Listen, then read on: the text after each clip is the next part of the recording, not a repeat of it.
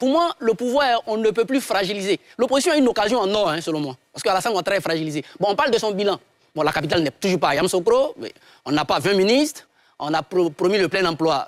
La Côte d'Ivoire rivalise avec les pays du septentrion au niveau de la traversée, au niveau de la mer.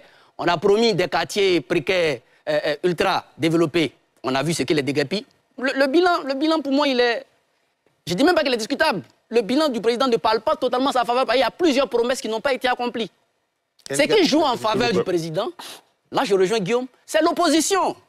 Pourquoi j'ai dit le président Ouattara est fragilisé? En plus de son bilan, qui pour moi n'est pas aussi éloquent qu'on parle, en plus du fait qu'il ne peut plus avoir d'alliés, il a la question Guillaume Soro. Guillaume Soro, en plus, si on veut surfer sur les contingents ethno- ou géopolitiques, mais Guillaume Soro aujourd'hui, il a quand même ce petit poids-là. Donc Guillaume Soro n'est plus avec Ouattara. Bédier n'est plus avec Ouattara. Tidia Thiam qui voulait se jouer les ouvriers n'est plus avec Ouattara. Le bilan de Ouattara même, il ne parle pas totalement en faveur de lui. L'opposition a une occasion. C'est en cela que si Laurent Gbagbo et Thiam saisissent cette pelle, c'est vrai, moi je dénonce toujours le fait qu'on les ait rejetés, pour voir entre eux, si l'opposition est unie, mais pour moi la campagne est dans les unes. On parle de la CEI, ceux qui veulent nous contredire, la CEI, la liste. C'est vrai que la liste électorale n'est pas auditée, mais si aujourd'hui, par miracle, le président Ouattara met le nom de Thiam ou Gbagbo, mais ils vont compétir. Ils vont aller aux élections.